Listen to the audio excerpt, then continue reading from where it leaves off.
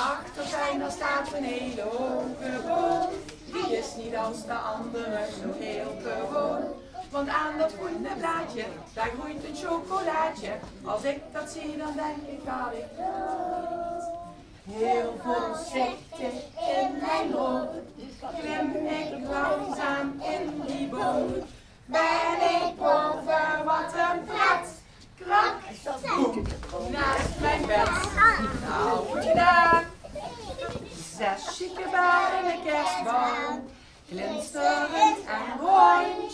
Maar op een toen klaats met een boem en een paar veelereinen op een grond.